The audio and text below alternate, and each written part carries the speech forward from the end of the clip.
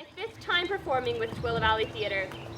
Tonight we ask that you please silence your cell phones so as to not interrupt our story. We ask that you keep the aisles clear to your left and right because we will have actors coming in and out and using them throughout the show. We will have a 10-minute intermission after Act 1. Finally, if you enjoy what you see here tonight, please share on social media your experience here. Though TVT has been growing for the past 3 years, the best way you can help us is to spread the word. Thank you so much, and please enjoy Shakespeare's Macbeth.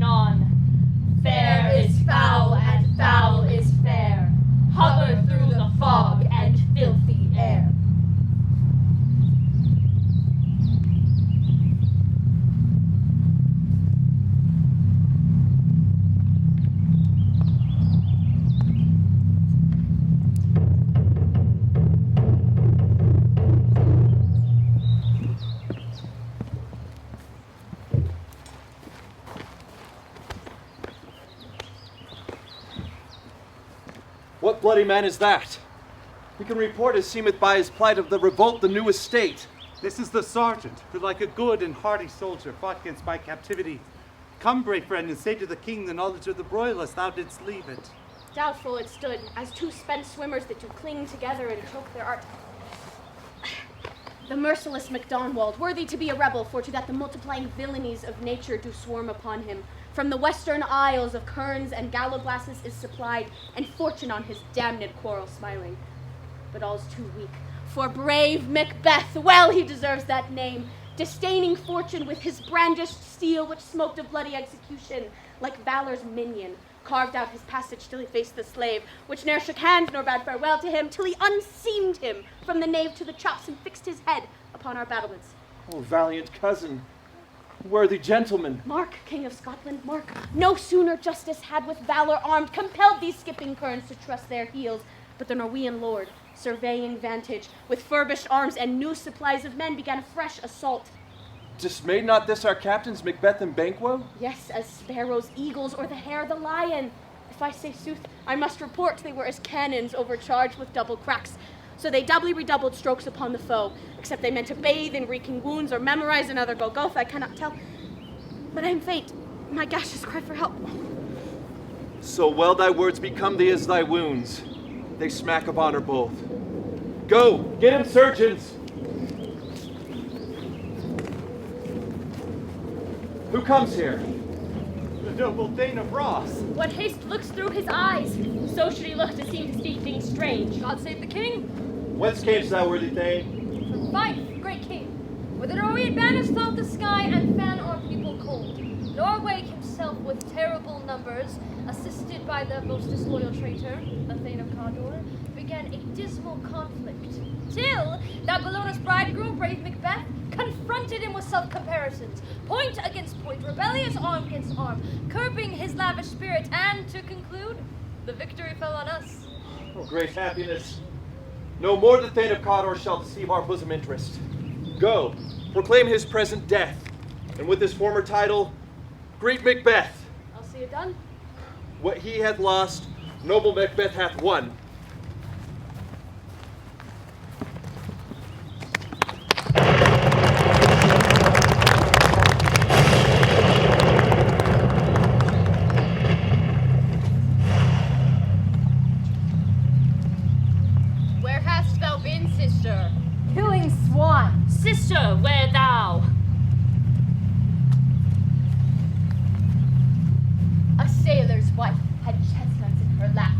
munched and munched and munched. Give me, quoth I, a right wit, the rump-fed running pride. Her husband's Tooele god, master of the tiger. In a sieve I'll thither sail, and like a rat without a tail, I'll do, and I'll do. I'll give thee a wind, And I another. I myself have all the other, and the very ports they blow, all the quarters that they know. In the shipman's card I'll drain him dry as hay. Sleep shall neither night nor day hang upon his penthouse lid. He shall live, a man forbid. Weary 7 nights, 9 times 9 shall he dwindle, peak and pine. Though his bark cannot be lost, yet it shall be tempest-tossed. Look what I have. Oh, show me, show me.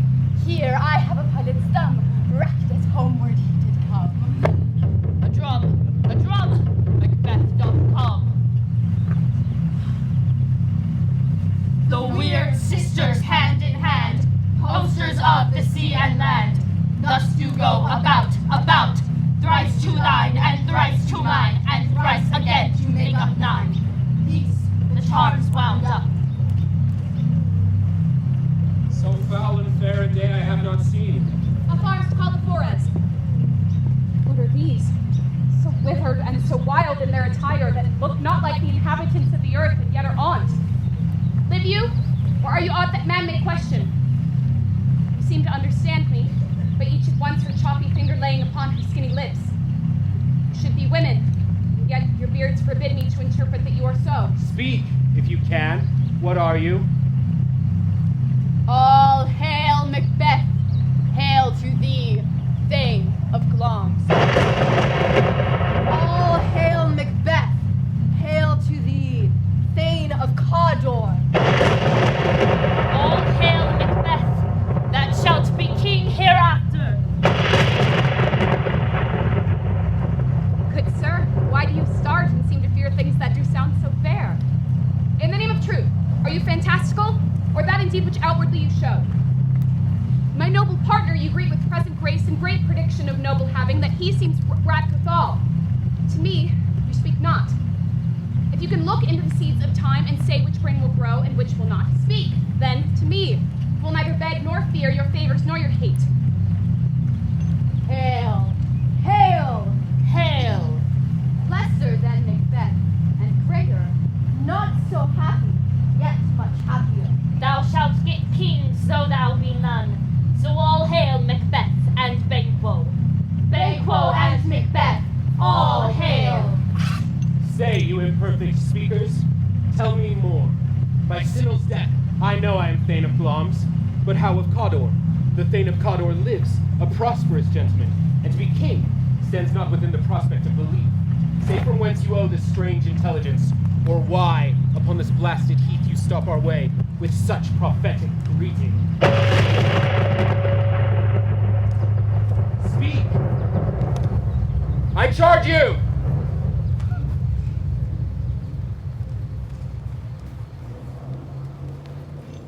The earth hath bubbles as the water has, and these are of them. But whither are they vanished? Into the air, and what seemed corporal melted as breath into the wind. Would they had stayed. Were such things here as we do speak about? Or have we eaten on the insane root that takes the reason prisoner? Your children shall be kings, You shall be king. and Thane of Cawdor too, went it not so. The self-same tune in words. Who's here? The king hath happily received Macbeth, the news of thy success, and when he reads thy personal venture into the rebels' fight, his wonders and his praises do contend which should be thine or his. Silence with that, in viewing or the rest or the self-same day, he finds thee in the stout Norian ranks, nothing afeard of what thyself didst make at strange images of death. As thick as tale can, post with post, everyone did bear thy praises in his kingdom's great defense, and poured them down before him. We are sent to give thee from our royal master thanks, only to herald thee into a sight, not pay thee. And, for an earnest of greater honor, he bade me from him call thee Thane of Cawdor, in which addition hail most worthy Thane, for it is thine. What, can the devil speak true? The Thane of Cawdor lives. Why do you dress me in borrowed robes? Who was the Thane lives yet, but under heavy judgment bears that life which he deserves to lose. Whether he was combined with those of Norway, or did line the rebel with hidden help and vantage, or that with both he labored in his country's wrack, I know not. But treason's capital, confessed and proved, have overthrown him. Gloms, and Thane of Cawdor, the greatest is behind. Thanks for your pains. Do not you hope your children shall be kings, when those that gave the Thane of Cawdor to me promised no less to them? That trusted home might yet enkindle you unto the crown, besides the Thane of Cawdor. But 'tis strange, and oftentimes, to win us to our harm, the instruments of darkness tell us truths, win us with honest trifles, to betray us in deepest consequence. Cousins, a word, I pray you. Two truths are told as happy prologues to the swelling act of the imperial theme. I thank you, gentlemen. This supernatural soliciting cannot be ill, cannot be good. If ill, why hath it given me earnest of success, commencing in a truth? I am Thane of Cawdor. If good, why do I yield to that suggestion whose horrid image doth unfix my hair, and make my seated heart knock at my ribs against the use of nature? Present fears are less than horrible imaginings. My thought, whose murder yet is but fantastical, shakes, so my single state of man, that function, is smothered in surmise, and nothing is but what is not. Look how our partner's racked. If chance will have me king, why, chance may crown me without my stir. Come what, come may, time and the hour runs through the roughest day.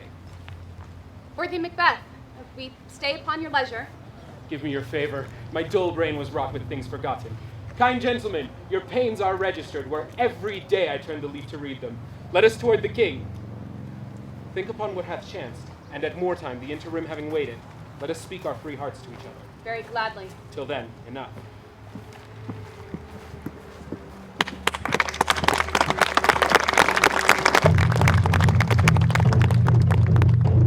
Is execution done on Cawdor? Are not those in commission yet returned? My liege, they are not yet come back, but I spoke with one that saw him die. He did report that very frankly he confessed his treason, implored your highness pardon, and set forth a deep repentance. He died as one who was studied in his death. To throw away the most precious gift he owned, as 'twere a careless trifle. There's no art to find the mind's construction in the face. He was a gentleman on whom I built an absolute trust. O worthiest cousin, the sin of my ingratitude even now is heavy on me. Thou art so far before that swiftest wing of recompense is slow to overtake thee. Would thou hadst deserved less, that the proportion of both thanks and payment might have been mine. Only I have left to say, more is thy due than more than all can pay. The service and the loyalty I owe in doing it pays itself. Your highness' part is to receive our duties, and our duties are to your throne, and state children, and servants, which do but what they should by doing everything safe toward your love and honor. Welcome hither.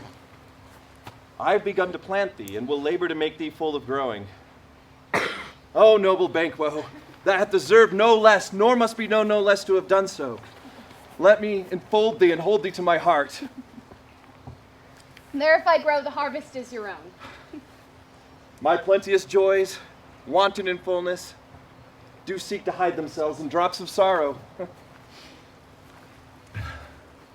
Sons, kinsmen, thanes, and you whose places are the nearest, know we will establish our estate upon our eldest, Malcolm, whom we name hereafter the Prince of Cumberland, which honor must not unaccompanied invest him only, but signs of nobleness, like stars, shall shine on all deservers.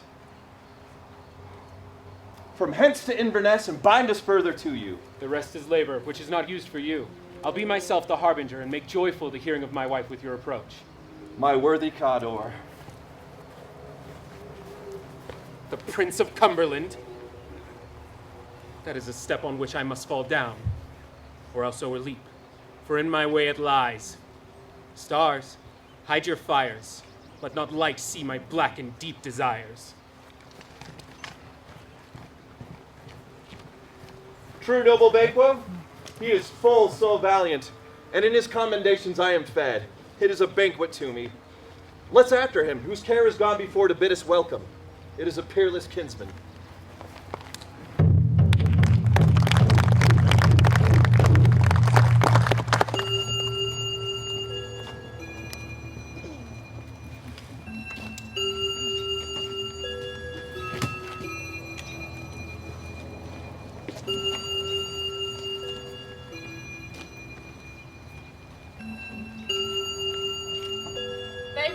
be in the day of success. And I have learned by the perfectest report they have more in them than mortal knowledge. When I burned in desire to question them further, they made themselves air into which they vanished. Whilst I stood wrapped in the wonder of it, came missives from the king, who all hailed me Thane of Cawdor, by which title before these weird sisters saluted me and referred me to the coming on of time with Hail King that shalt be. This I have thought good to deliver thee, my dearest partner of greatness, that thou mightest not lose the dues of rejoicing by being ignorant of what greatness is promised thee. Lay to thy heart and farewell. Glamis thou art, and Cawdor, and shalt be what thou art promised. Yet I do fear thy nature. It is too full of the milk of human kindness to catch the nearest way. Thou wouldst be great, art not without ambition, but without the illness should attend it. What thou wouldst highly, that wouldst thou holily. Wouldst not play false, and yet wouldst wrongly win. Thou wouldst have, great Glamis, that which cries, thus thou must do, if thou have it. Hie thee hither, that I may pour my spirits into thine ear, and chastise with the valor of my tongue all that impedes thee from the golden round, which fate and metaphysical aid would seem to have thee crowned withal. What is your tidings? The king comes here tonight. Thou art mad to say it. Is not thy master with him, who, were it so, would have informed for preparation? So please you, it is true, our Thane is coming. One of my fellows had the speed of him, who, almost dead for breath, could scarcely more it than would make up his message. Give him tending. He brings great news.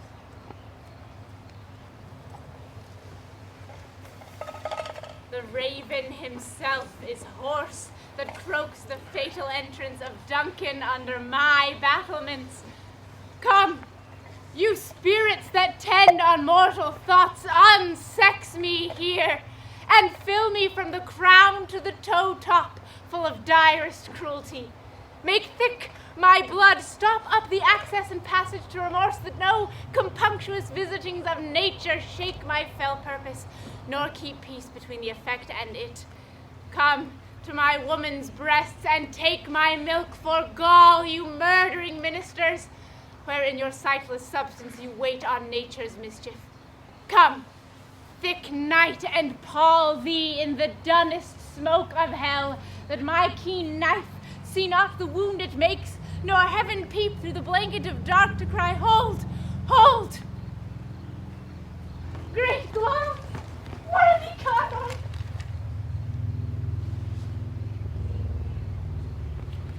Greater than both by the all-hail hereafter. Thy letters have transported me beyond this ignorant present, and I feel now the future in an instant.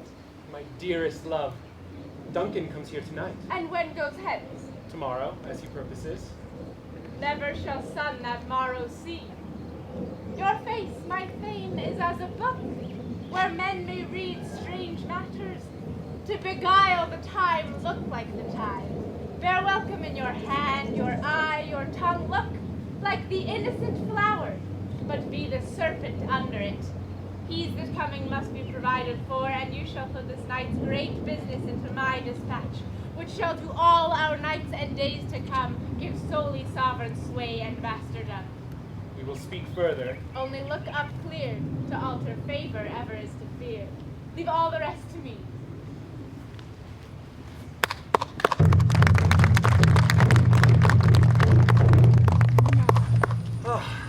This castle hath a pleasant seat. The air nimbly and sweetly recommends itself unto our gentle senses.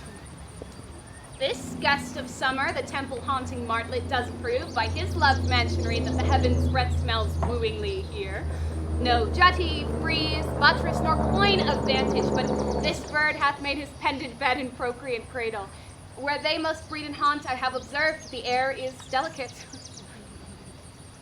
See our honored hostess. The love that follows us sometimes is our trouble, which still we think is love. Herein I shall teach you how you shall bid God Ildis for your pains and think us for your trouble. All our service twice done, and then done double, were poor and single business. to contend against those honors deep and broad wherewith your majesty loads our house. Well, where's the Thane of Cawdor? We coursed him at the hills and had a purpose to be his purveyor, but he rides well, and his great love, sharp as his spur, hath helped him to his home before us. Fair and noble hostess, we are your guests tonight. Give me your hand. Conduct me to mine host. We love him highly, and shall continue our graces towards him. By your leave, hostess.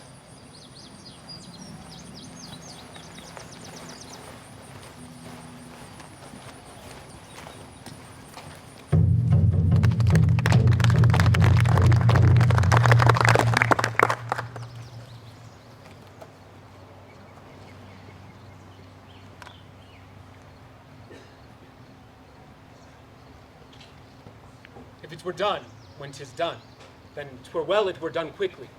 If the assassination could trammel up the consequence and catch with his surcease success, that but this blow might be the be-all and end-all here. But here, upon this bank and shoal of time, we jump the life to come. But in these cases we still have judgment here, that we but teach bloody instruction, which, being taught, return to plague the inventor. This even-handed justice commends the ingredients of our poison chalice to our own lips. He's here in double trust. First, as I am his kinsman and his subject, strong both against the deed. Then as his host, who should against his murderer shut the door, not bear the knife myself. Besides, this Duncan hath borne his faculties so meek, hath been so clear in his great office, that his virtues will plead like angels, trumpet-tongued against the deep damnation of his taking off, and pity, like a naked newborn babe striding the blast, or heaven's cherubim horsed upon the sightless couriers of the air, shall blow the hoary deed in every eye, that tears shall drown the wind. I have no spur to prick the sides of my intent, but only vaulting ambition, which o'erleaps itself and falls on the other. How now? What news? You hath almost supped? Why have you left the chamber? Hath he asked for me? No, you're not. He has. We will proceed no further in this business. He hath honored me of late, and I have bought golden opinions from all sorts of people, which would be worn now in their newest gloss, not cast aside so soon. Was the hope drunk wherewith you dressed yourself? Hath it slept since, and wakes it now to look so green and pale at what it did so freely? From this time such I account thy love.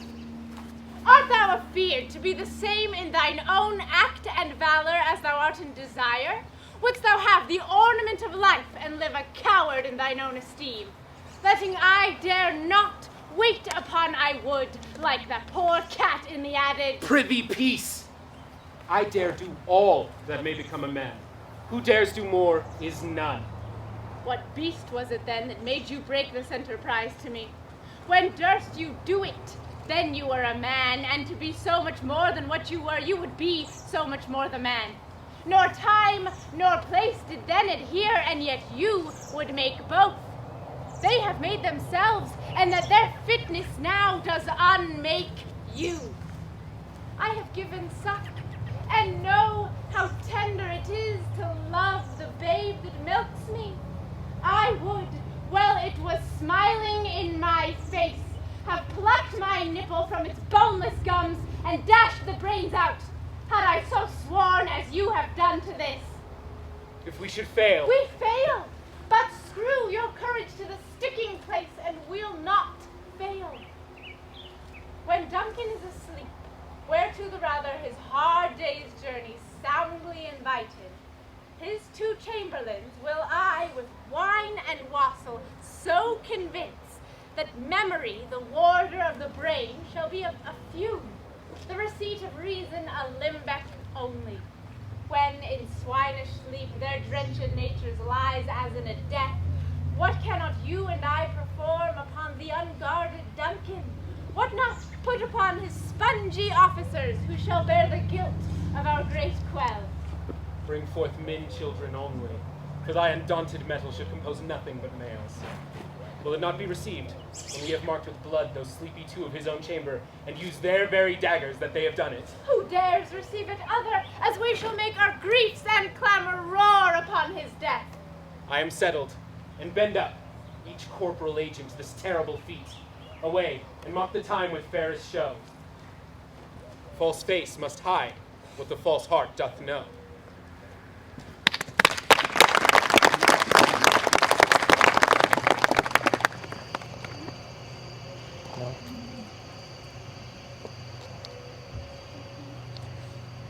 How goes the night, boy? The moon is down. I have not heard the clock. And she goes down at 12. I take it as later, sir. Hold. Take my sword. There's husbandry in heaven. The candles are all out. A heavy summons lies like lead upon me, and yet I would not sleep. Merciful powers, restrain in me the cursed thoughts that nature gives way to in repose. Give me my sword. Who's there? A friend. What, sir? Not yet at rest? The king's abed. He hath been in an unusual pleasure, and sent forth great largesse to your offices. This diamond he greets your wife withal, by the name of most kind hostess, and shut up in measureless content. Being unprepared, our will became the servant to defect, which else should free have wrought. All's well. I dreamt last night of the three weird sisters. To you, they have showed some truth. I think not of them. Yet, when we can entreat an hour to serve, we would spend it in some words upon that business. If you would grant the time. At your kindest leisure. If you shall cleave to my consent when 'tis, it shall make honor for you. So I lose none in seeking to augment it. But still, keep my bosom franchised and my allegiance clear. I shall be counseled. Good repose the while. Thanks, sir. The like to you.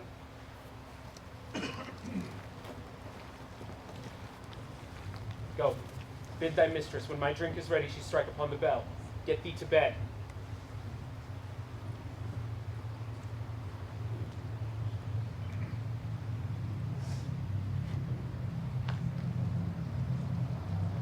Is this a dagger which I see before me? The handle toward my hand? Come, let me clutch thee. I have thee not, and yet I see thee still. Art thou not fatal vision, sensible to feeling as to sight? Or art thou but a dagger of the mind, a false creation proceeding from the heat-oppressed brain? I see thee yet, in form as palpable as this which now I draw. Thou marshallest me the way that I was going, and such an instrument I was to use. Mine eyes are made the fools of the other senses, or else worth all the rest.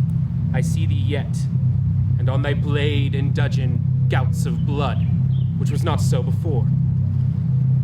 There is no such thing. It is the bloody business which informs thus to mine eyes.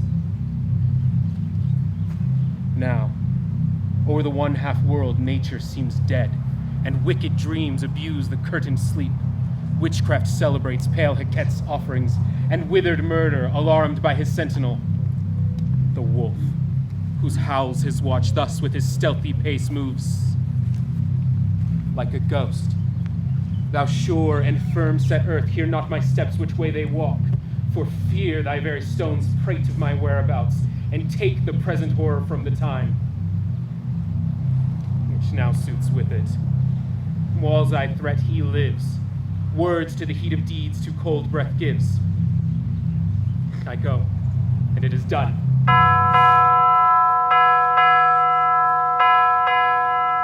The bell invites me.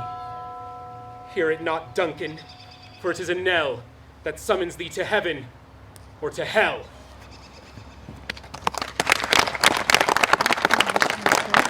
That which hath made them drunk hath made me bold.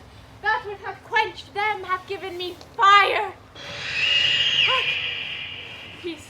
It was the owl that shrieked, that fatal bellman who gives the sternest good night. He is about it.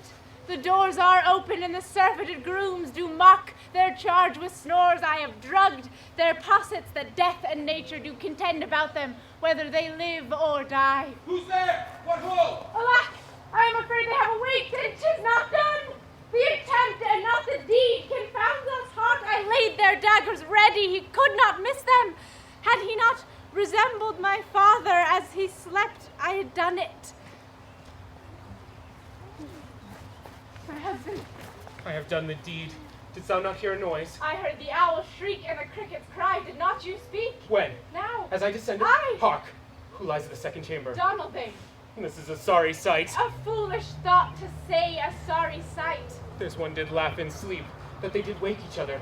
I stood and heard them, but they did say their prayers and address them again to sleep. There are two lodged together.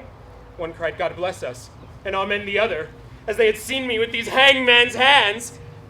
Listening their fear, I could not say amen, when they did say, God bless us. Consider it not so deeply. But wherefore could not I pronounce amen? I had most need of blessing, and amen stuck in my throat. These deeds must not be thought on after these ways. It will make us mad. Methought I heard a voice cry, murder. Macbeth does murder sleep. The innocent sleep, sleep that knits up the raveled sleeve of care, the death of each day's life, sore labor's bath, balm of hurt minds, great nature's second course, chief nourisher in life's peace. What do you mean? Still it cried, sleep no more, to all the house. Glamis hath murdered sleep, and therefore Cawdor shall sleep no more. Macbeth shall sleep no more. Who was it that thus cried? Why, worthy Thane, you do unbend your noble mind to think so brain-sickly of things. Go, get some water and wash this filthy witness from your hand. Why have you brought the daggers from the place? They must lie there. Go, carry them and smear the sleepy grooms with blood. I'll go no more. I am afraid to think what I have done. Look once again, I dare not. Infirm of purpose, give me the daggers. The sleeping and the dead are but pictures. 'Tis the eye of childhood that fears a painted devil. If he do bleed, I'll gild the faces of the grooms withal, for it must seem their guilt. Whence is that knocking? How is't with me when every noise appalls me? What hands are here? Ha! They pluck out mine eyes. Will all great Neptune's ocean wash this blood clean from my hand? No, this my hand will rather, the multitudinous seas incarnadine, making the green one red. My hands are of your color, but I shame to wear a heart so white. I hear knocking at the gate. Retire we to our chamber. A little water clears us of this deed. How easy it is then. Your constancy hath left you unattended. Hark! More knocking, put on your nightgown, lest occasion call, and show us to be watchers. Be not lost so poorly in your thoughts. To know my deed, 'twere best not know myself. Wake Duncan with thy knocking. I would thou couldst.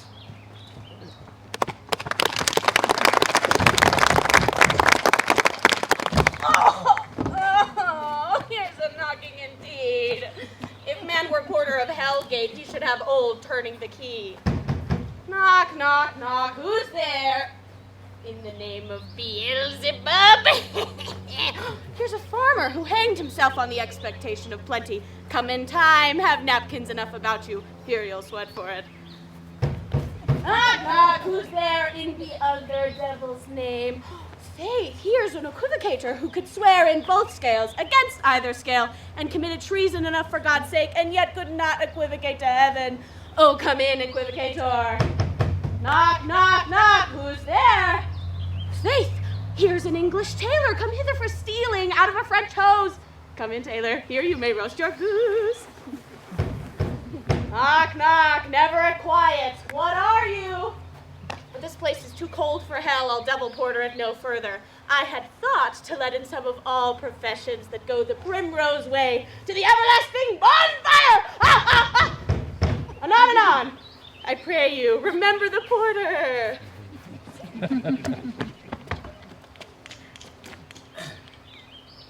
Was it so late, friend, ere you went to bed, that you do lie so late? Faith, sir, we were carousing till the second cock, and drink, sir, is a great provoker of three things. I believe drink gave thee the lie last time. That it did, sir, in the very throat on me, but I requited him for his lie, and I think being too strong for him, though he took up my legs sometimes, yet I made a shift to cast him. Is thy master stirring? Our knocking has wakened him. Here he comes. Good morrow, noble sir. Good morrow, both. Is the king stirring, worthy thing? Not yet. He did command me to call timely on him. I've almost slipped the hour. I'll bring you to him. I know 'tis a joyful trouble to you, but yet 'tis one. The labor we delight in physics fame. This is the door. I'll make so bold to call. 'Tis my limited service. Goes the king hence today. He does. He did appoint so.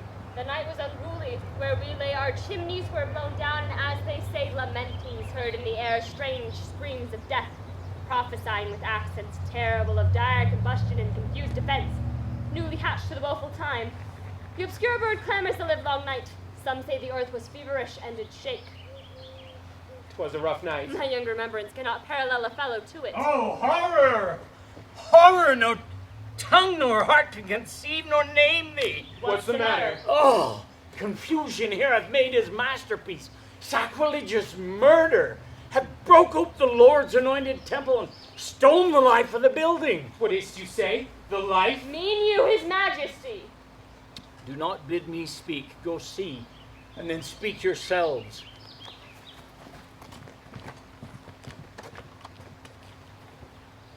Awake! Awake! Ring the alarm bell! Banquo, Malcolm Donalbain, awake! See death! Oh, ring the bell! What's the business that such a hideous trumpet calls to parley the sleepers of this house? Speak! Speak! Gentle lady, it is not for you to hear what I have to speak. The repetition falling on a woman's ear would murder as it fell.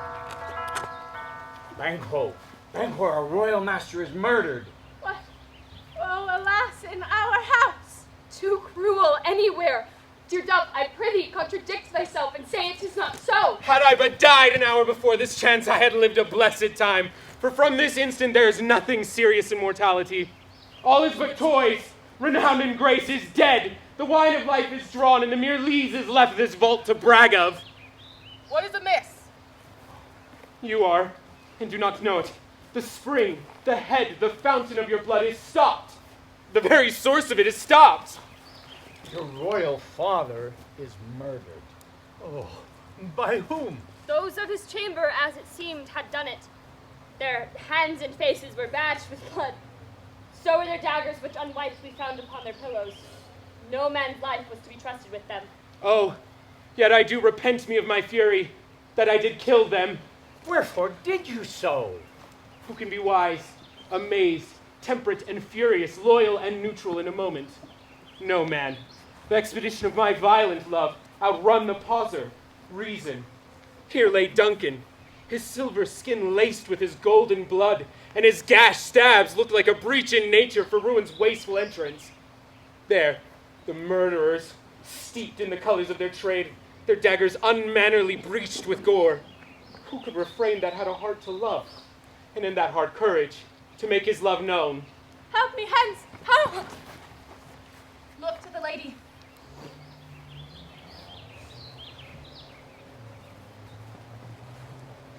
When we have our naked frailties hid that suffer in exposure, let us meet and question this most bloody piece of work to know it further.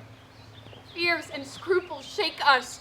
In the great hand of God I stand, and thence against the undivulgent pretense I fight of treasonous malice. And so do I. So all. Let's briefly put on manly readiness and meet at the hall together. Well contented.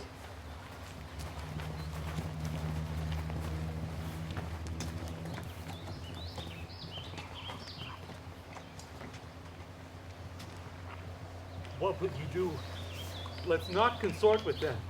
To show an unfelt sorrow is an office the false man does easy. I'll to England. To Ireland I. Our separated fortunes is both the safer. Where we are, there's daggers in men's smiles. The near in blood, the near in bloody. This murderous shaft that shot hath not yet lighted, and our safest way is to avoid the aim. Therefore to horse. Let us not be dainty of leave-taking, but swift away. There's warrant in the theft that steals away when there's no mercy left.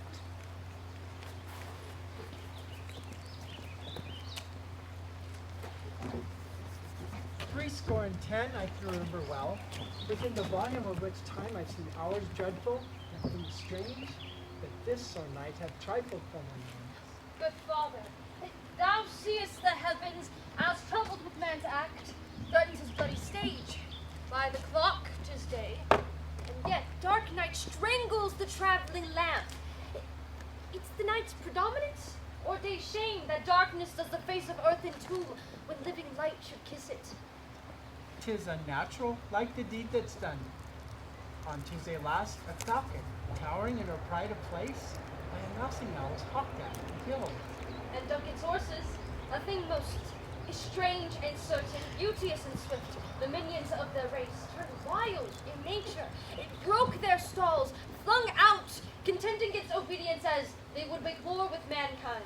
'Tis said they eat each other. They did so, to the amazement of mine eyes that looked upon it. Oh, here comes good Macduff. How goes the road, sir? Now, See you not? it's known who did this more than bloody deed. Those that Macbeth hath slain. Last day, what good could they pretend? They were suborned. Now Malcolm and Donald Bane, king's two sons, have stolen away and fled. Bring upon themselves suspicion of the deed. Against nature still, thriftless ambition will raven up thine own life's means. Then 'tis most like the sovereignty will fall upon Macbeth. He is already named and gone to Scone to be invested. Where's Duncan's body? Carried to Colmakill, the sacred storehouse of his predecessors and guardian of their bones. Will you to Scone? No, cousin, I'll to Fife. Well, I will thither. Well may you see things well done there. Adieu, lest our old robes sit easier than our new. Farewell, father. God's venison go with you, and with those that make friend of foe and good of bad.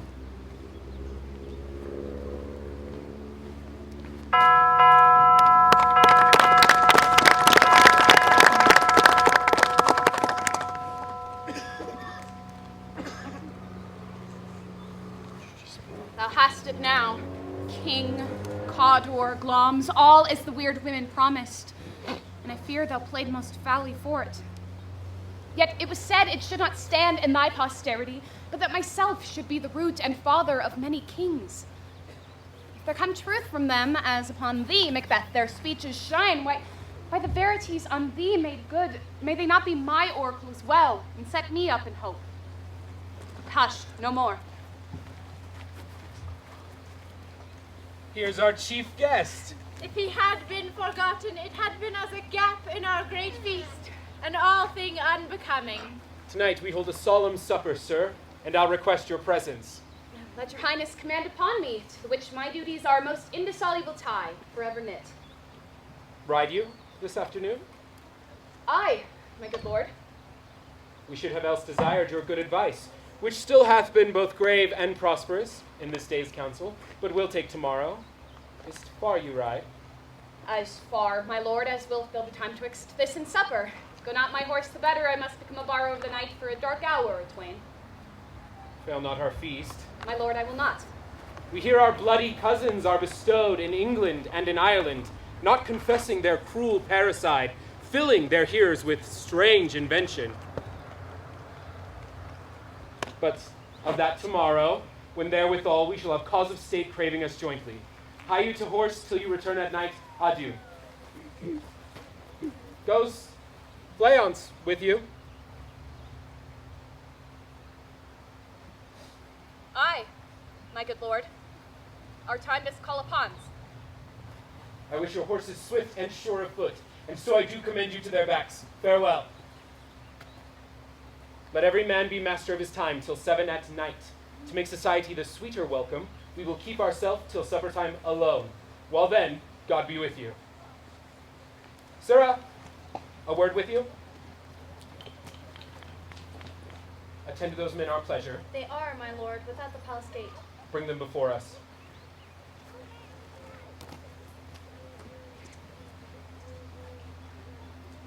To be thus is nothing, but to be safely thus. Our fears in Banquo stick deep, and in his royalty of nature reigns that which would be feared.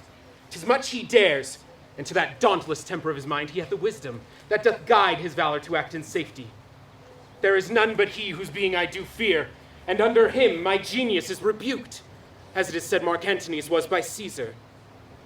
He chid the sisters when first they put the name of king upon me, and bade them speak to him. Then, prophet-like, they hailed him father to a line of kings. Upon my head they placed a fruitless crown, and put a barren scepter in my grip, thence to be wrenched with an unlineal hand. No son of mine succeeding. If it be so, for Banquo's issue have I filed my mind.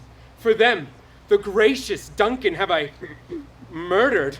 Put rancors in the vessel of my peace only for them, and mine eternal jewel given to the common enemy of man, to make them kings, the seeds of Banquo kings. Rather than so, come fate into the list, and champion me to the utterance. Who's there? Now, go to the door, and stay there till we call. Was it not yesterday we spoke together? It was. So please, your highness. Well then now, have you considered of my speeches? Know that it was he in the times past which held you so under fortune, which you thought had been our innocent self. This I made good to you. Thou made it known to us. I did so, and went further, which is now our point of second meeting. Do you find your patience so predominant in your nature that you can let this go? We are men, my lord. Aye, in the catalogue you go for men. As hounds, greyhounds, mongrels, spaniels, curs, shuffs, water rugs, and demi-wolves are clept, all by the name of dogs. The valued file distinguishes the swift, the slow, the subtle, the housekeeper, the hunter, every one according to that gift which bounteous nature hath in him closed, whereby he does receive particular addition from that bill that writes them all alike. And so of men. Now, if you have a station in the file, not the worst rank of manhood, say it, and I will put that business in your bosoms, whose execution takes your enemy off. Both of you know Banquo was your enemy. True, my lord. So is he mine, and in such bloody distance that every minute of his being thrusts against my nearest life.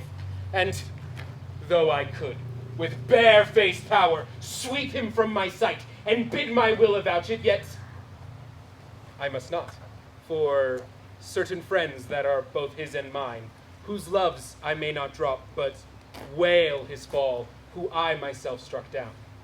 And thence it is that I, to your assistance, do make love, masking the business from the common eye, for sundry weighty reasons. We shall, my lord, perform what you command us. Your spirits shine through you within this hour at most. I will advise you where to plant yourselves, acquaint you with the perfect spy of the time, the moment on't, for it must be done tonight, and something from the palace. Always thought that I require a clearness. And with him, to leave no rubs nor botches in the work. Fleance, his son, that keeps him company, whose absence is no less material to me than is his father's, must embrace the fate of that dark hour. Resolve yourselves apart. I'll come to you anon. We are resolved, my lord. I'll call upon you straight. Abide within. It is concluded. Banquo, thy soul's flight, if it find heaven, must find it out tonight.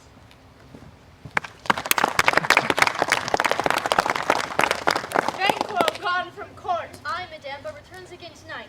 Say to the king I would attend his leisure for a few words. Madame, I will. Not had all spent where our desire is got without content.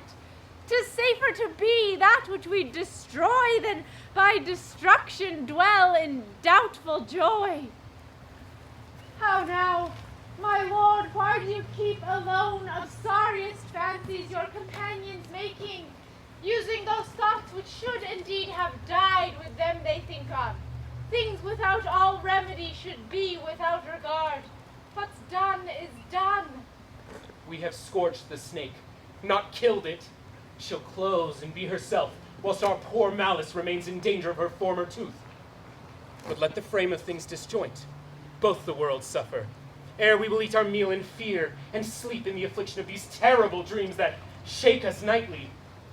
Better be with the dead, whom we, to gain our peace, have sent to peace, than on the torture of the mind to lie in restless ecstasy. Duncan is in his grave. After life's fitful fever, he sleeps well. Treason has done his worst. Nor steel, nor poison, malice, domestic, foreign levy, nothing can touch him further. Come on, gentle, my lord, sleek o'er your rugged looks. Be bright and jovial among your guests tonight. So shall I, love, and so I pray thee you, and make our faces vizards to our hearts, disguising what they are. You must leave this. Oh, full of scorpions is my mind, dear wife. Thou know'st that Banquo in his flaons lives. But in them nature's copy not etern. There's comfort yet.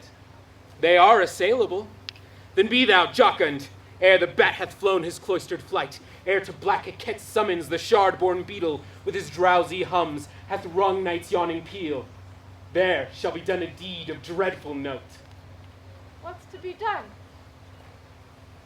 Be innocent of the knowledge, dearest Chuck, till thou applaud the deed. Come, sealing night, scarf up the tender eye of pitiful day, and with thy bloody and invisible hand cancel and tear to pieces that great bond which keeps me pale. Light thickens and the crow makes wing to the rooky wood. Good things of day begin to droop and drowse, whilst night's black agents to their praise do rouse. Thou marvelest at my words, but hold thee still. Things bad begun make strong themselves by ill. So prithee, go with me.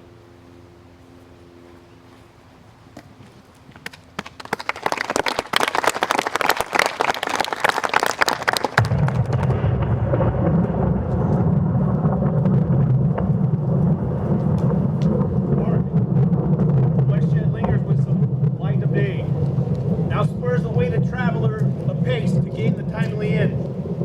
And now approaches the subject of our watch. Hark! I hear horses. Give us a light there. Ho! Then 'tis he. The rest that are within the note of expectation already are in court. His horses go about. Almost a mile. But he does usually, so all men do, from hence to the palace gate maketh their walk. A light 'tis he. Let's to it. It will be rain tonight. Let it come down. Oh, treachery! Fly! Good plans, fly! Fly! Fly! No miss! Revenge! No! Slave!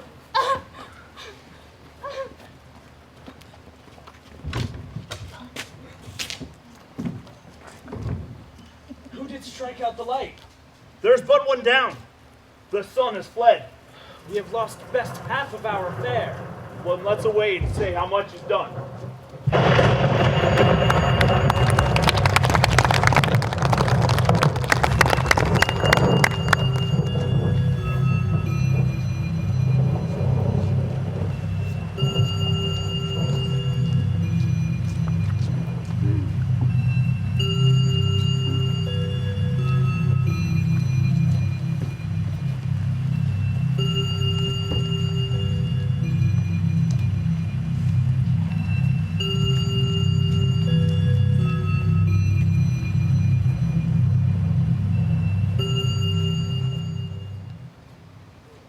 You know your own degrees. Sit down. At first and last, the hearty welcome. Thank you, Your Majesty. Ourself will mingle with society and play the humble host. Our hostess keeps her state, but in best time we will require her welcome. Pronounce it for me, sir, for my heart speaks, they are welcome. See, they encounter thee with their heart's thanks. Both sides are even. Here I'll sit in the midst. Be large in mirth. Anon, we'll drink a measure the table round. There's blood upon thy face. His Banquo's then. 'Tis better thee without than he within. Is he dispatched? Aye, good sir. His throat is cut. That I did for him. Thou art the best of the cutthroats. Yet he's good that did the like for Fleance. If thou didst it, thou art the nonpareil. Lance has escaped. Then comes my fit again. I had else been perfect, whole as the marble, founded as the rock, as broad and general as the casing air. But now I'm cabined, cribbed, confined, bound into saucy doubts and fears. But Banquo's safe. Safe in a ditch he lies, with 20 trenched gashes on his head, the least of which a death of nature. Thanks for that. There the grown serpent lies. The worm that's fled hath nature that in time will venom breed. No teeth for the present. Get thee gone. Tomorrow we'll hear ourselves again. My royal lord, you do not give the cheer. Sweet remembrancer! Now, good digestion wait on appetite, and health on both. May it please your highness, sit. Here had we now our country's honor roofed, were the graced person of our Banquo present, who may I rather challenge for unkindness than pity for mischance. His absence, sir, does lay blame upon his promise. Pleased your highness to grace us with your royal company? The table's full. Here is a place reserved, sir. Where? Here, my lord. What is it that moves your highness? Which of you have done this? Your What, highness? my good lord? Thou canst not say I did it. Never shake thy gory locks at me. Gentlemen, rise. His highness is not well. Pray you, keep seat. My lord is often thus, and hath been from his youth. The fit is momentary. Upon a thought he will be well again. If much you note him, you will offend him, and extend his passion. Feed and regard him not. Are you a man? Aye, and a bold one that dare look on that which might appall the devil. Oh, proper stuff! This is the very painting of your fear. This is the air-drawn dagger which you said led you to Duncan.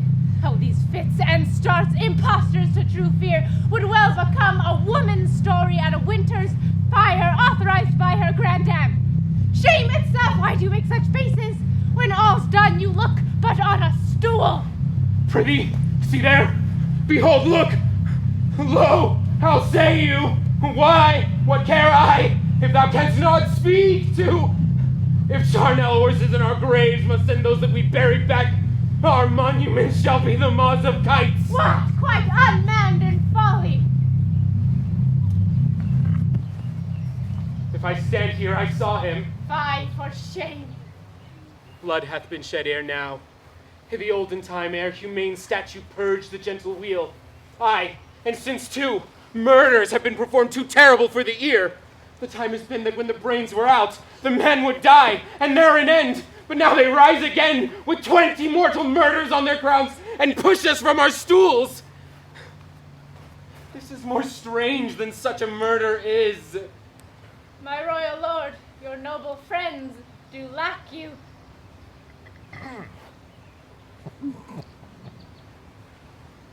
Do not muse at me, my most worthy friends. I have a strange infirmity, which is nothing to those that know me. Come, love and health to all. Then I'll sit down. Give me some wine. Fill full. I drink to the general joy of the whole table, and to our friend Banquo, whom we miss, would he were here. To all in him we thirst, and all to all. Our duties and the pledge.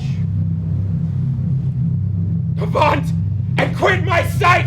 Let the earth hide thee! Thy bones are marrowless, thy blood is cold! Thou hast no speculation in those eyes which thou dost glare with! Think of this good piercement as a thing of custom. 'Tis no other, only it spoils the pleasure of the time. What man dare? I dare! Approach thou like the rugged Russian bear, the armed rhinoceros or the Hyrcan tiger. Take any shape but that, and my firm nerves shall never tremble. Hence, horrible shadow! Unreal mockery ends! You have displaced the mirth, broke the good meeting with most admired disorder. Can such things be, and overcome us like a summer's cloud, without our special wonder? You make me strange, even to the disposition I owe, when now I think you can behold such sights, and keep the natural ruby of your cheeks, when mine is blanched with fear. What sights, my lord? Speak not, question enrages him. He grows worse and worse. Stand not upon the order of your going, but go at once. Good night. Better health attend his majesty. Kind good night to all. It will have blood, they say. Blood will have blood. Stones have been known to move and trees to speak. Augurs and understood relations have, by maggot pies and choughs and rooks, brought forth the secret man of blood. What is the night? Almost at odds with the day. Which is which? How sayest thou that Macduff denies his person at our great bidding? Did you send to him, sir? I hear it by the way, but I will send. There's not a one of them but in his house I keep a servant feed. I will tomorrow, and betimes I will, to the weird sisters. More shall they speak, for now I am bent to know. By the worst means the worst. All causes shall give way. I am in blood stepped in so far that should I wait no more, returning were as tedious as to go, or strange things I have in head that will to hand, which must be acted ere they may be scanned. You lack the season of all natures. Sleep. Come, we'll to sleep. My strange and self-abuse is the initiate fear that wants hard use. We are yet but young indeed.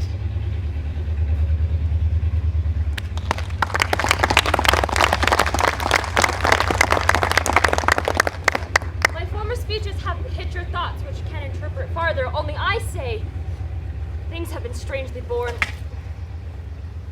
The good Macduff, the good Duncan, who was pitied of Macbeth, married, he was dead, and the right valiant Banquo, who walked too late, whom you may say, if it please you, Fleance killed, for Fleance fled. Men must not walk too late. Who could not want the thought how monstrous it was for Malcolm and Donalbain to kill their gracious father? Damn it, fact! Did he not breed Macbeth? Did he not strike in a pious rage the two delinquents tear that were slaves of drink and thralls of sleep? Was that not nobly done? Aye, wisely too, for 'twould have angered any heart alive to hear the men deny it. Only I say he's borne all things well. And had he Duncan's sons under his key, and to please heaven he shall not. They should learn what 'twere to kill a father, so should Fleance. But peace, for from Broadworth and Cussy failed his presence at the tyrant's feast. I hear Macduff lives in disgrace. Sir, can you tell me where he bestowed himself? The son of Duncan, Malcolm, from whom this tyrant holds his due of birth, lives in the English court, and is received of the most pious Edward with such grace that the malevolence of fortune nothing takes from his high respect. Thither Macduff has gone to pray the Holy King upon his aid to wake Northumberland and warlike Seward, that with their help, and him above to ratify their work, we may once again bring to our tables meat, sleep to our nights, free from our feasts and banquets bloody knives, do pay homage and receive free honors, all which we pine for now. This report hath so exasperated the king that he prepares for some attempt at war. Well, sent he to Macduff?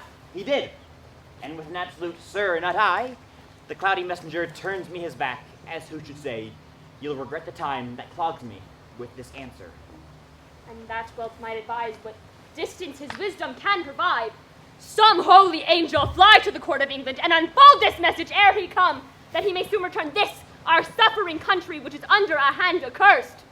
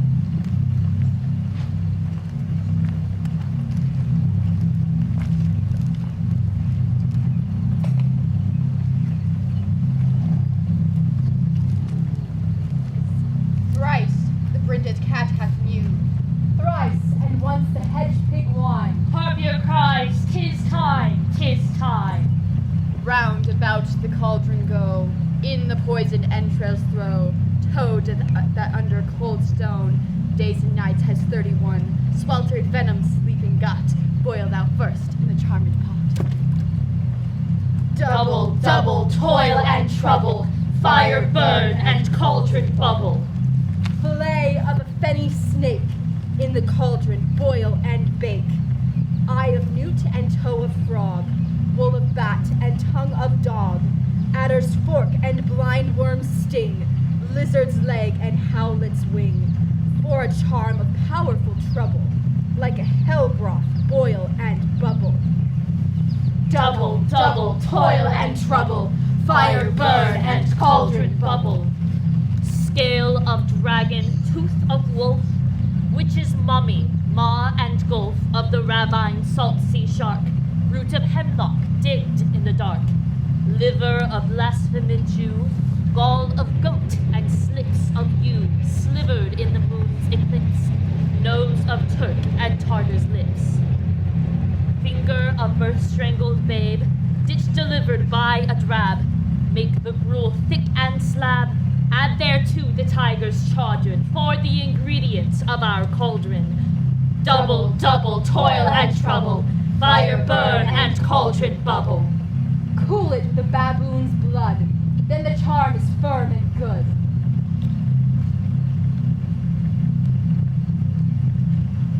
By the pricking of my thumbs, something wicked this way comes. Open locks, whoever knocks. How now, you secret blackened midnight hags? What is you do? A deed without a name. I conjure you, by that which you profess, how are you come to know it? Answer me. Speak, demand. We'll answer. Say if thou hast rather hear it from our mouths, or from our masters. Call them. Let me see them.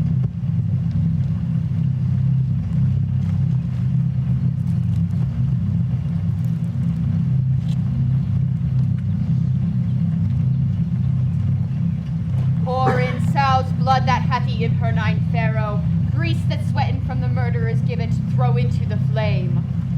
Come high or low, thyself and office deftly show.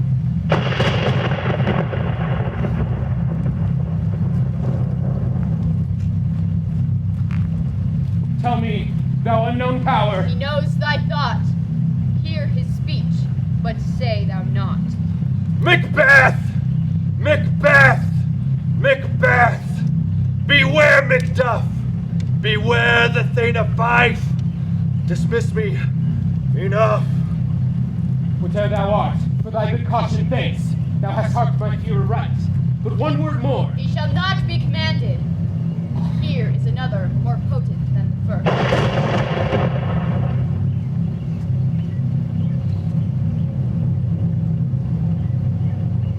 Macbeth!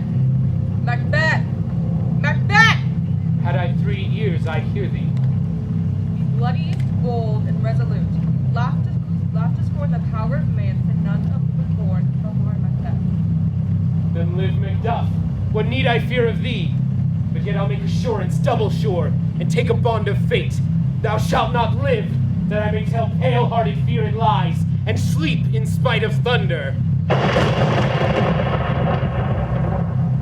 What is this, that rises like the issue of a king, and wears upon his baby brow the round and top of sovereignty?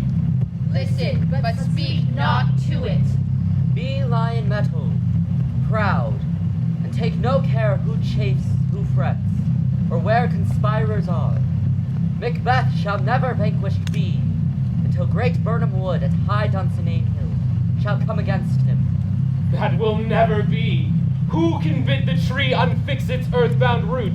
Sweet Bodeman's good, rebellious dead rise never till the wood of Burnham rise, and our high-placed Macbeth shall live the lease of nature, pay his breath to time and mortal custom.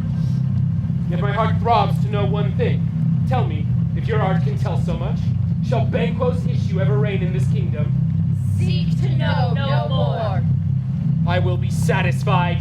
Deny me this, and an eternal curse fall on you. Let me know. Show. Show.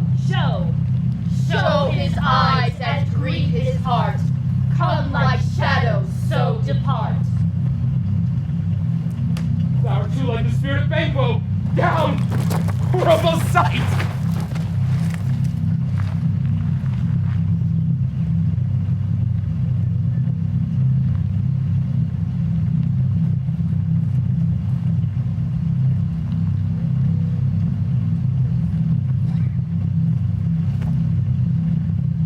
My seat is true, for the blood-boltered Banquo smiles upon me.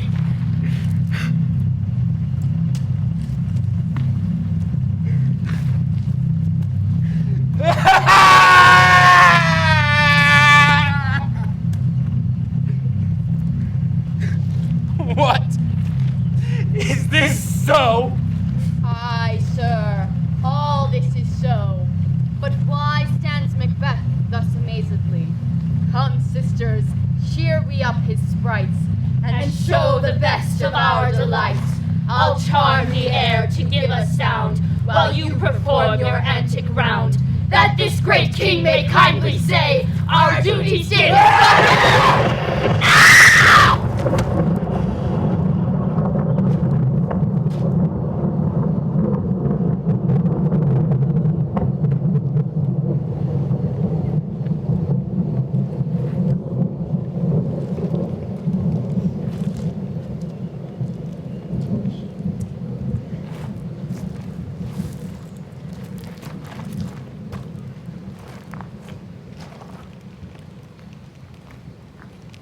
Where are they? Gone? Let this pernicious hour stand I accursed in the calendar. Come in, without there. What is your grace's will? Saw you the weird sisters? No, my lord. Came they not by you? No, indeed, my lord. Infected be the air whereon they ride, and damned all those that trust them. I did hear the galloping of horse. Who was't came by? 'Tis 2 or 3, my lord. They bring you word Macduff is fled to England. Fled to England? Aye, my lord. Time, thou anticipatest my dread exploits. The flighty purpose never is o'ertook, unless the deed go with it. From this moment, the very firstlings of my heart shall be the firstlings of my hand. To crown my thoughts with acts, be it thought and done. The castle of Macduff I will surprise, seize upon Fife, give to the edge of the sword his wife, his babes, and all unfortunate souls that trace him in his line. No boasting like a fool. This deed I'll do before this purpose cool. But no more sights. Where are these gentlemen? Come, bring me where they are.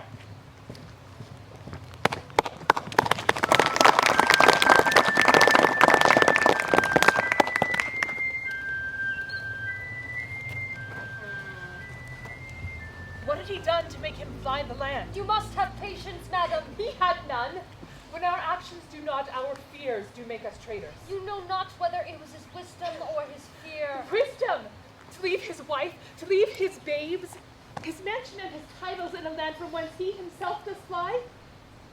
He loves us not. He wants the natural touch. For the poor wren, the most diminutive of birds, will fight, her young ones in her nest, against the owl. All is the fear, and nothing is the love. As little is the wisdom where the flight so runs against all reason. My dearest coz, I pray you school yourself. But for your husband, he is noble, wise, judicious, and best knows the fits or the season. I dare not speak much further, but cruel are the times when we are traitors and do not know ourselves. When we hold fear to what we know, yet do not know truly what we must know, but float upon a wild and violent sea each way and move. I take my leave of you. Shall not be long, but I'll be here again. Things at the worst will cease, or else climb upward to what they were before. My pretty cousin, blessing upon you. Fathered he is, and yet he's fatherless. I am so much a fool, should I stay longer? It would be my disgrace and your discomfort. I take my leave at once.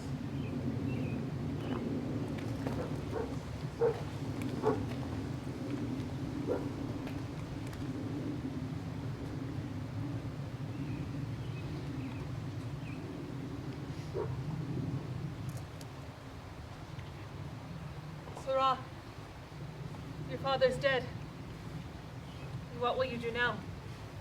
How will you live? As birds do, Mother. What, with worms and flies? With what I get, I mean, so do they. Poor bird. Thou'dst never fear the net nor the line, the pitfall nor the gin. Why should I, Mother? For birds they are not set for. My father is dead for all you're saying. Yes, he is dead. And how wilt thou do for a father? Nay, how do you do for a husband? Why, I can buy thee 20 at any market. Then you'll buy him song again. Thou speaks with all thy wit. And yet, to faith, with wit enough for thee. Was my father a traitor, mother? Aye, that he was. What is a traitor? Why, one that swears and lies. And be all traitors that do so? Everyone that does so is a traitor and must be hanged. And must they all be hanged that swear and lie? Everyone.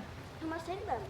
Why, the honest men. Then the liars and swears are fools, for liars and swears enough to be the honest men and hang them up. God help thee, poor monkey. But how would thou do for a father? If he were dead, you'd whip him. If you'd not, it were a good sign that he should quickly have a new one. Poor prattler, how thou talk'st.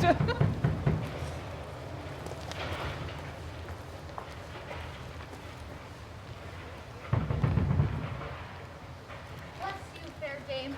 I am not known to you, but in your state of honor, I am perfect. I doubt some danger does approach you nearly. If you take a homely man's advice, but not found here, hence your little ones. To fright you thus, methinks I am too savage. To do worse, too, you fell cruelly, which is too nigh your person. Heaven preserve you, I dare it no longer. Whither shall I fly? I have done no harm. I remember now I am in this earthly world, where to do harm is often laudable, to do good sometime accounted dangerous folly.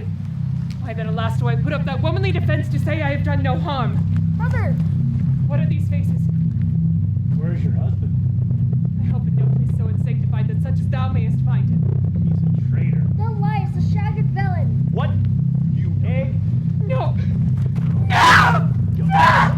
Mother! Run away!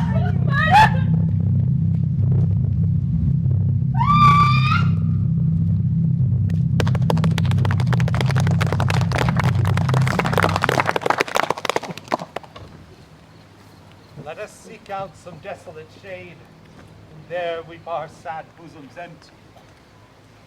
Let us rather grasp the mortal sword and like good men bestride our downfallen birthdom.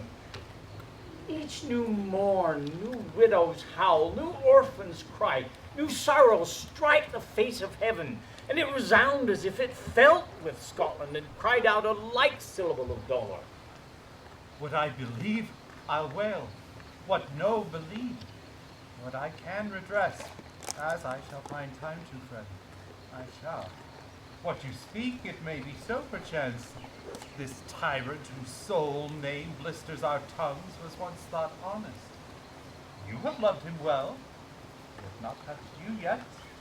I am young, but something you may deserve through me and wisdom to offer up a poor innocent lamb to appease an angry god. I am not treacherous. But Macbeth is. A good and virtuous nature may recoil in an imperial charge. But I crave your pardon. That which you are, my thoughts cannot transpose. Angels are bright, though the brightest fell. Though all things foul should wear the vows of grace, yet grace would still look so. I have lost my hopes.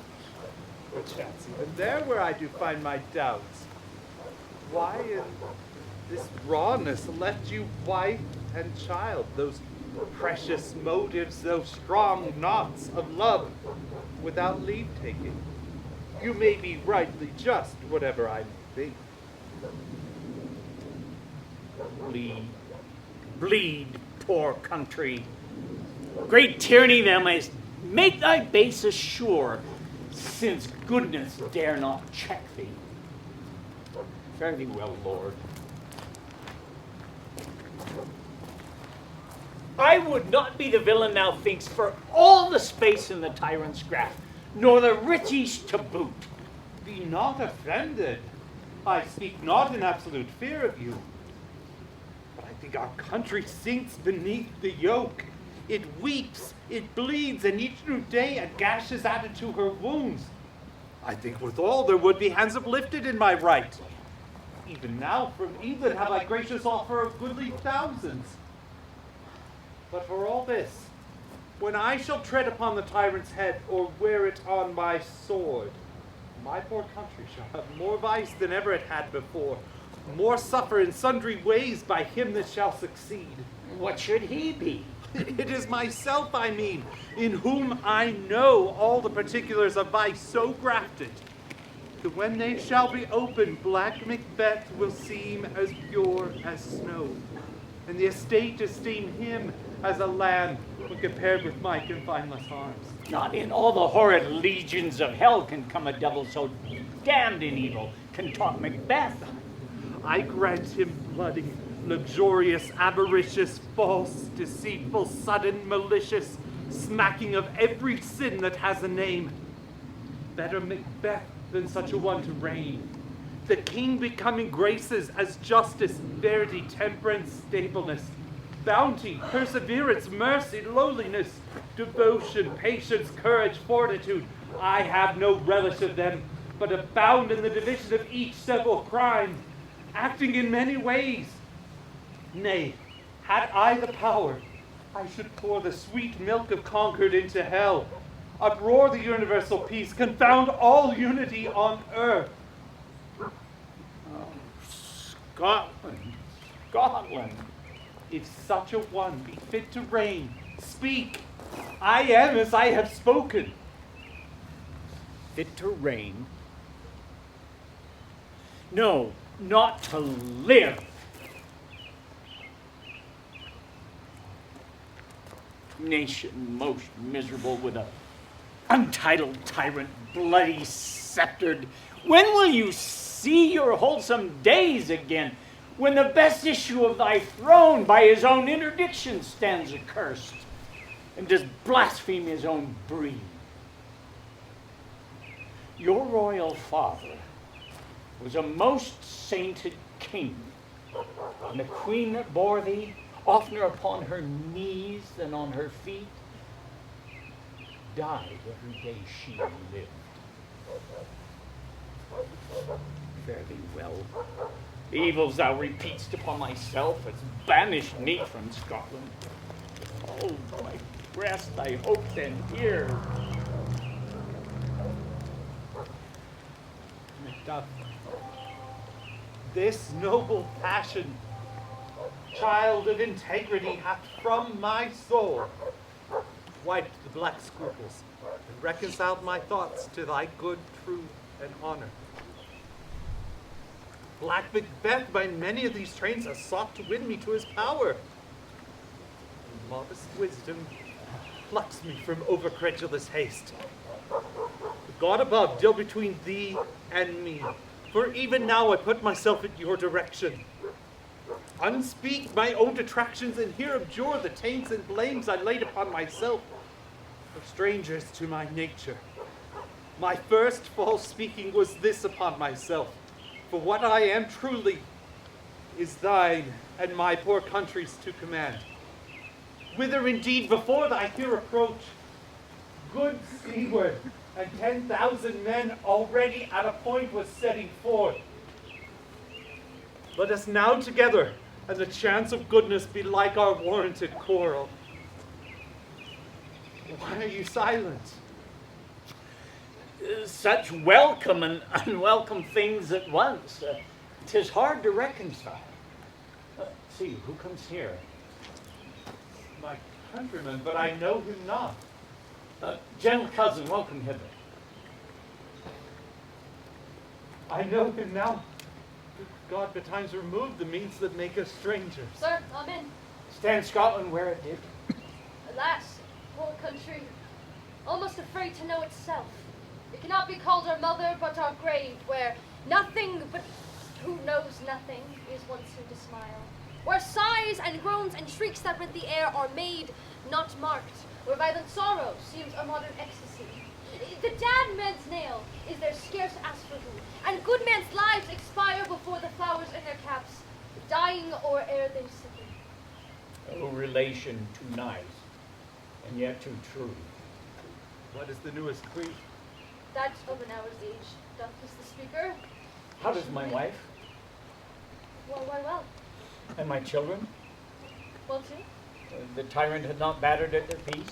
No, they were well at peace when I did leave them. Be not stubborn of your speech. How goes it?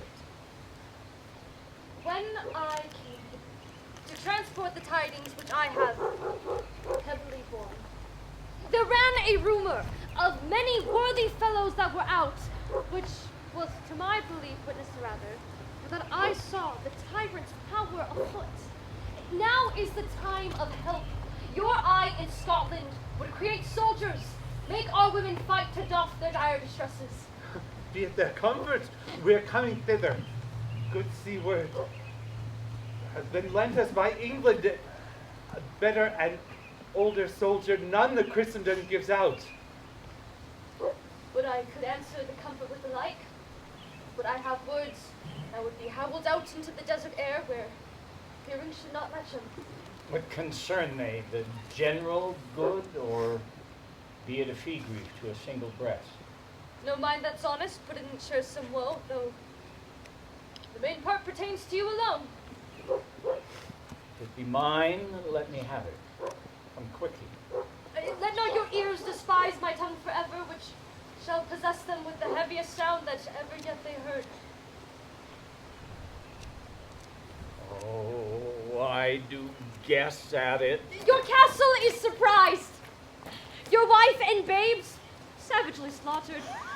To relate the matter, were on the quarry of these dead deer, to add to the death of you. Oh, merciful heaven, what man pulled not your cap upon your brow? Give sorrow words. The grief that's left unspoke whispers the o'erfraught heart and bids it break. All my children? Wife, children, servants, all that could be found. And I must be from thence? My wife killed too? I have said. Take comfort. Let us make medicines of our great revenge to cure this deadly grief. He has no children.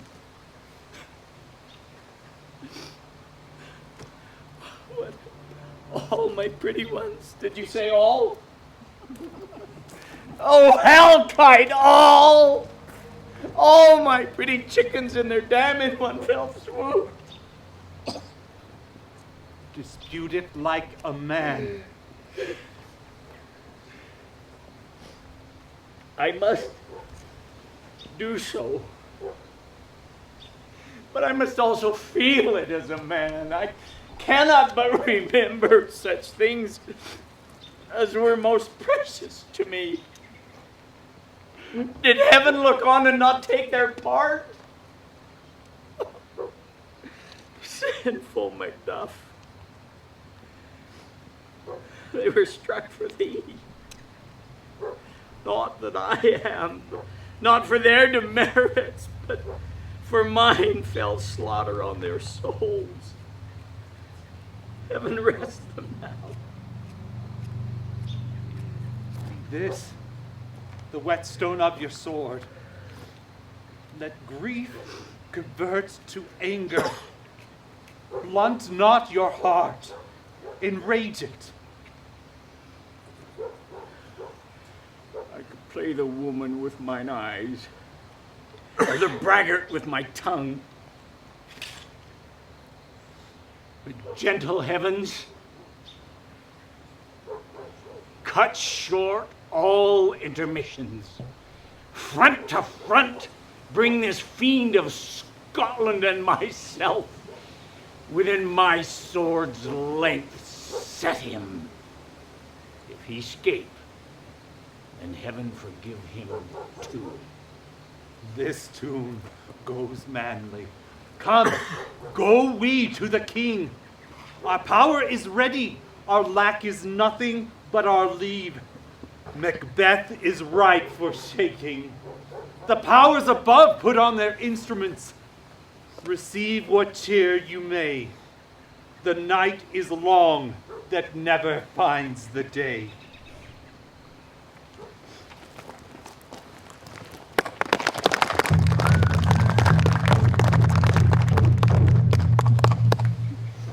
I have 2 nights' watch with you, but can perceive no truth in your report. When was it she last walked? Since His Majesty went to the field, I've seen her rise from her bed, throw her nightgown upon her, unlock her closet, take forth paper, fold it, write it, read it, seal it, and then return to bed all while the most fast sleep. A great perturbation in nature to receive at once the benefit of sleep and do the effects of watching. In this slumbery agitation, besides her walking and other actual performances, what at any time have you heard her say? That, sir, which I will not report after her. You may to me, and 'tis most meet you should. Not to you nor anyone, having no one to confirm my speech. Lo you, here she comes. This is her very guise, upon my life, fast asleep. Observe her, stand close. How came she by that light? Why, it stood by her. There is light by her continuously. He is her man. You see her eyes are open. Aye, but their sense are shut. What is she does now? Look how she rubs her hands. It's an accustomed action to seem as though washing her hands. I've known her do this a quarter of an hour. Yet here's a spot. Hark, she speaks. Out! Damned spot out, I say! 1, 2. Why then 'tis time to do it. Hell is murky. Fie, my lord, fie! A soldier and a feared. What need we fear whose knows it when none can call our power to account? Yet, who would have thought the old man to have had so much blood in him? Do you mark that? The Thane of Fife had a wife. Where is she now? Will these hands ne'er be clean? No more of that, my lord, no more of that. You mar all this with starting. Go to. You have known what you should not. She has spoke what she should not. I am sure of that. Heaven knows what she knows. Yet here's the smell of blood still.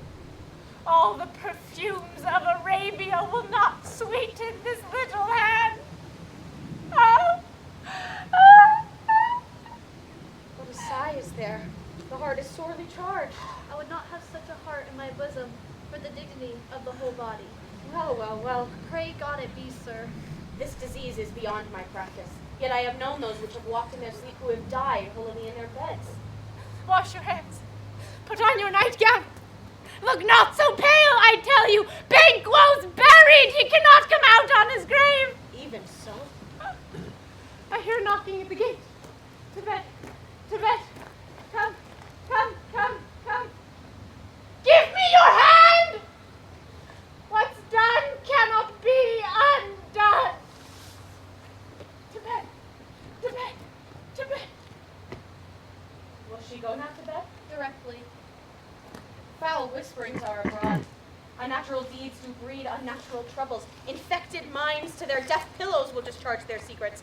More needs she the divine than the physician. God forgive us all. Look after her. Remove from her all means of annoyance, and still keep eyes upon her. So good night. My eyes she has mated and amazed my sight. I think, but dare not speak. Good night. Good doctor.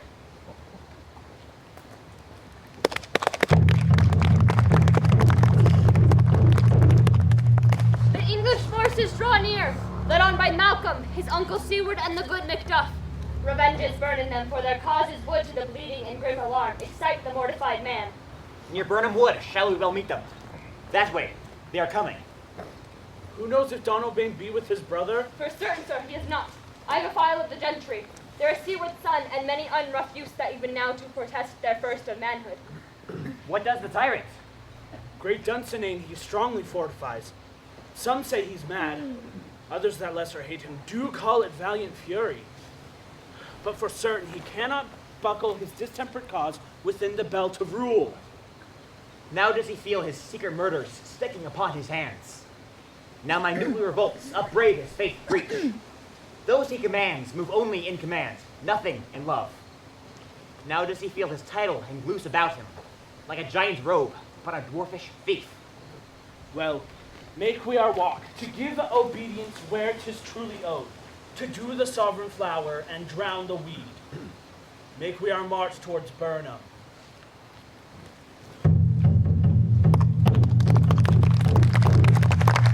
Bring me no more reports, let them fly all. Till Burnham Wood removed to Dunsinane, I cannot taint with fear. What's the boy Malcolm? Was he not born of woman? The spirits that know all mortal consequences have pronounced me thus. Fear not, Macbeth. No man that's born of woman shall e'er have power upon thee. Then fly, false thanes, and mingle with the English epicures. The mind I sway by shall never sag with doubt nor shake with fear.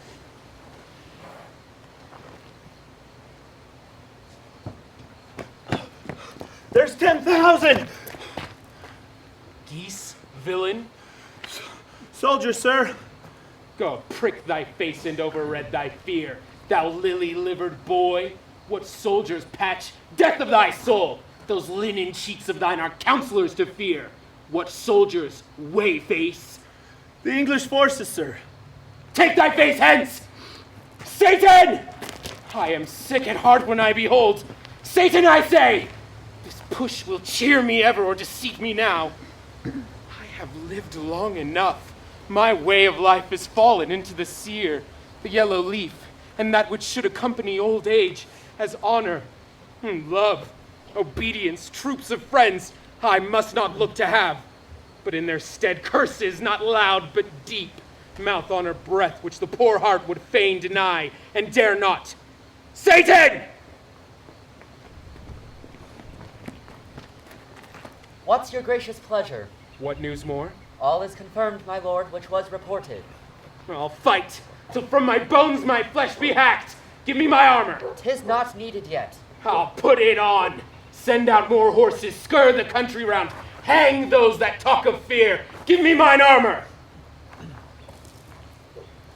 How does your patient, doctor?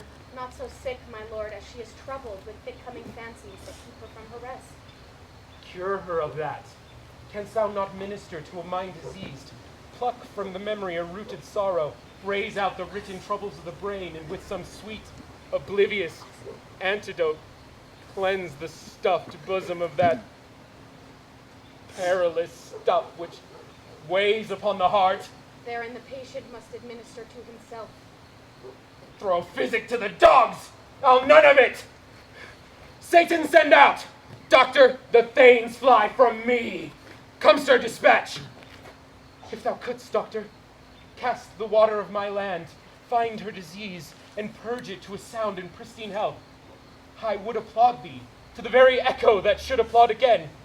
Pulled off, I say! What rhubarb senna or what purgative drug would scour these English hence? Hear'st thou of them? Aye, my good lord, your royal preparations make us hear something. Bring it after me. I will not be afraid of death and bane till Burnham Forest come to Dunsinane.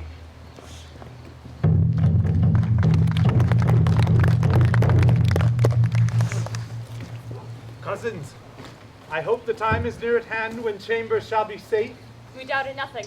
What wood is this before us? The wood of Burnham. Let every soldier hew him down a bough and bear it before him. Thereby shall we conceal the numbers of our host and make discovery ere in report of it.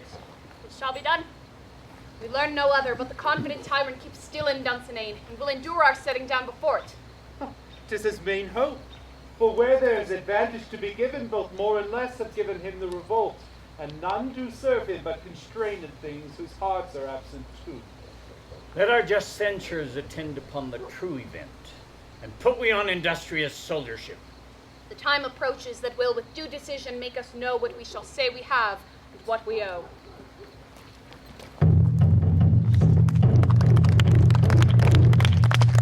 Hang out our banners on the outward walls! The cry is still they come. Our castle's strength will laugh a siege to scorn. Here, let them lie, till famine and the ague eat them up. Were they not forced with those that should be ours, we might have met them dareful, beard to beard, and beat them backward home. What is that noise? It is the cry of women, my good lord. I have almost forgot the taste of fears. The time has been to hear a night shriek, my senses would have cooled, and my fell of hair would at a dismal treaty's ruse and stir, as life were end. I have supped full with horrors, direness familiar to my slaughterous thoughts. Cannot one start me? Wherefore was that cry? The queen, my lord, is dead. She should have died hereafter. There would have been a time for such a word. Tomorrow. And tomorrow. And tomorrow creeps in this petty pace from day to the last syllable of recorded time. And all our yesterdays have lighted fools the way to dusty death. Out, brief candle. Life's but a walking shadow. A poor player that struts and frets his hour upon the stage, and then is heard no more. It is a tale told by an idiot, full of sound and fury, signifying nothing.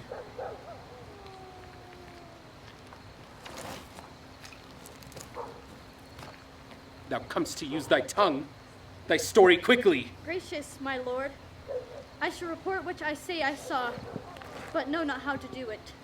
Well say, sir. As I did stand my watch upon the hill, I looked towards Burnham, and anon methought the wood began to move. Liar and slave! Let me endure your wrath if it not be so. Within these surmise you may see it coming. I say a moving grove. If thou speakest false, upon the next tree shalt thou hang alive, till famine cling thee. If thy speech be sooth, I care not if thou dost for me as much. I pull in resolution, and begin to doubt the equivocation of the fiend that lies like truth. Fear not till Burnham Wood come to Dunsinane, and now a wood comes toward Dunsinane. Arm and out! If this which she vouches does appear, there is nor flying hence nor tarrying here. I begin to be aweary of the sun, and wish the state of the world were now undone. Ring the alarum bell! Blow wind, come rack! At least we'll die with harness on our back.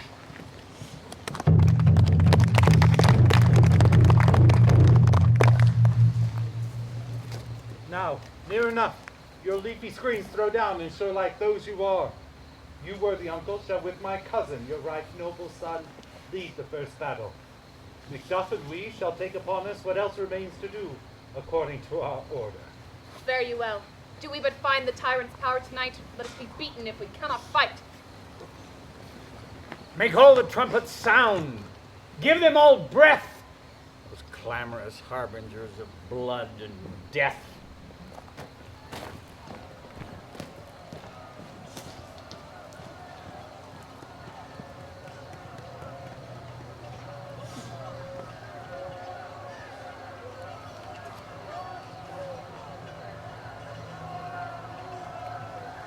They have tied me to a stake I cannot fly, but bear like I must fight the course. What's he that was not born of woman? Such a one am I to fear, or none? What is thy name? Thou'lt be afraid to hear it. No. Thou callest thyself a name harder than any is in hell. My name's Macbeth. Devil himself cannot pronounce a title more hateful to mine ear. No, nor more fearful. Thou liest to bore a tyrant. With my sword approve the lies thou speakest.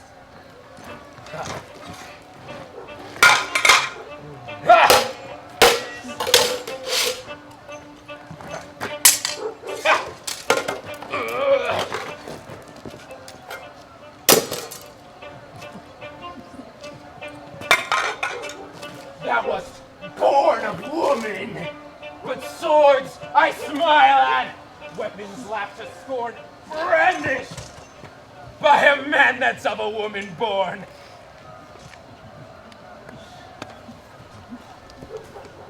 That way the noise is. Tyrant, show thy face! Oh, if thou beest slain by no stroke of mine, my wife and children's ghosts will haunt me still.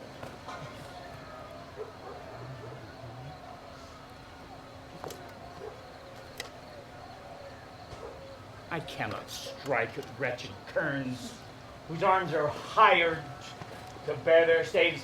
Either thou, Macbeth, or this sword I'll sheathe with an unbattered edge, undeed. There by that great clatter should a great one be.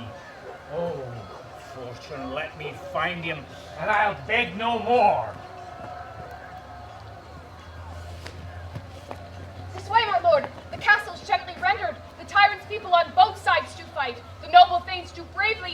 Cawdor. The day almost itself professes yours, and little is to do. We are met with foes that strike beside us. Enter, sir, the castle.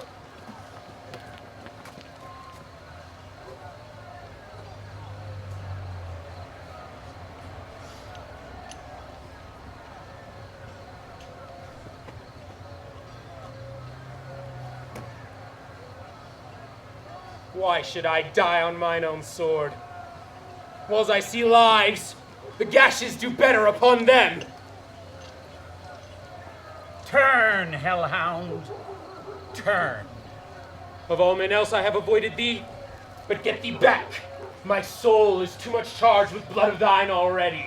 I have no words. My voice is in my sword, lad. Bloodier villain than terms can give thee out.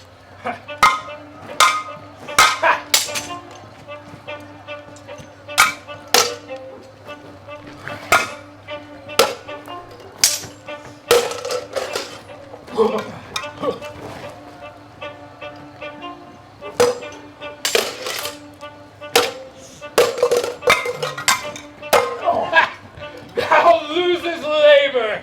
As easy mayst thou the entrenchant air with thy keen sword impress as make me bleed. Let fall thy blade on vulnerable crests.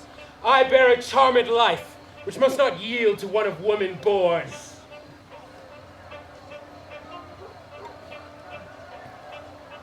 Ha! Despair thy charms. Let the angel that thou servest still tell thee that Macbeth was from his mother's womb untimely ripped. Cursed be the tongue that tells me so, for it hath cowed my better part of man. And be these juggling fiends no more believed, that palter with us in a double sense, that keep the word of promise to our ear, and break it to our hope. Now I'll not fight with thee. Well, then yield thee, coward, and live to be the gaze and show of the time. We'll have thee as our rarer monsters are, painted on a pole, and underwrit, here may you see the tyrant.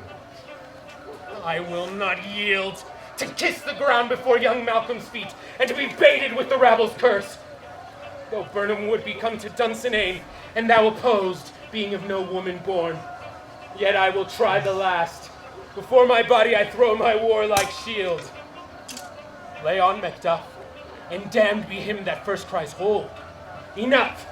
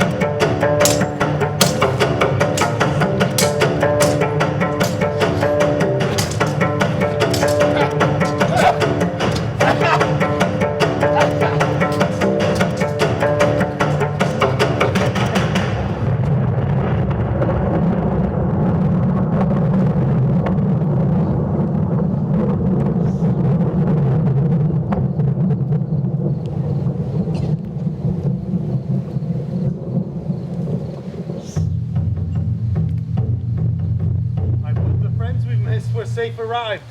Some must go off, and yet by these I see so great a day as this is cheaply bought.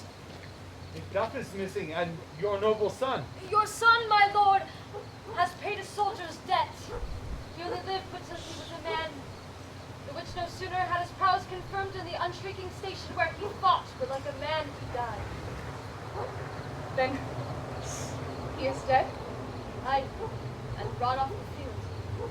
Your cause of sorrow must not be measured by its worth, then it hath no end. Had he his hurts before? Aye, on the front. Why, then, God's soldier be he. Had I as many sons as I have hairs, I would not wish them to a fairer death. And so, his knell is null. He's worth more sorrow, and that I'll give him. He's worth no more. They say he parted well and paid his score, and so, God be with him. Here comes newer comfort. Hail, King! For so thou art. Behold where stands the usurper's cursed head. The time is free. I see thee compassed by thy kingdom's pearl, whose mine own salutation would they repeat in their minds, and I desire their voice aloud with mine. Hail, King of Scotland! Hail, King of Scotland! We shall not spend a large expanse of time before we're reckoned with your several loves, my thanes and kinsmen. Henceforth, be earls, the first that ever Scotland in such an honor named. What's more to do, which shall be newly planted with the time, is calling forth our exiled friends abroad, that fled the snares of watchful tyranny, producing forth the ministers of this dead butcher and his fiend-like queen, who as 'tis thought by self and violent hands took off her life. This, and what needful else were called upon by the grace of grace, we shall take upon us in measure, time, and place. So thanks to all, and to each one, who we invite to see us crowned as Scotland. Hail, King of Scotland! Hail, King of Scotland!